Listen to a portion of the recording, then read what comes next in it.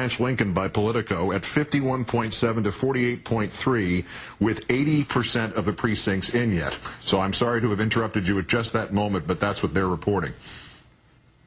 The important news here, Keith, is that a Southern Democrat can be challenged on the left.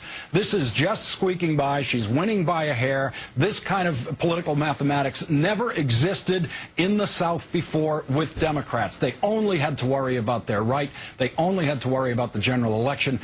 Bill Halter and the Progressives that went into Arkansas to try to take this away from Blanch Lincoln have completely changed the political calculus of how Southern Democrats have to make their vote calculations in the United States Senate now. If she had it to do over again, would she support the public option? Would that have been a better move for her, especially since politically, in the end, the public option was not going to be in the health care bill that she ended up voting for?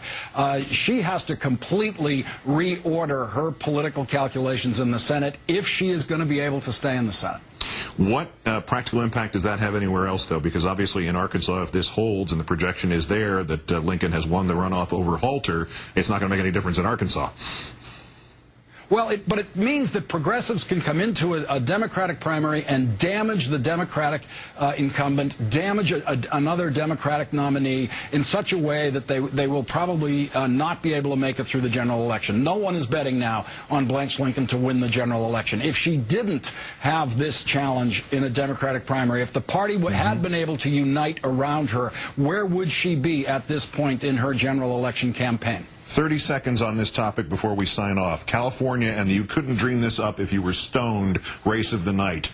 Orly Tate's on the GOP ballot for Secretary of State, possible nominee, as state Republicans try to pretend she doesn't exist. This is the nightmare for Republicans in California, and there has been no public attention to this race. And so Republicans in California don't really even know the names of the other people running. Damon Dunn is the Republican that the party wants to get. But when you go into that voting booth today, there's going to be something oddly familiar about that name, Orly Tate's, and she may very well pull this thing out. She will be a disaster for the Republican Party to have on the ticket with them going into November in this state.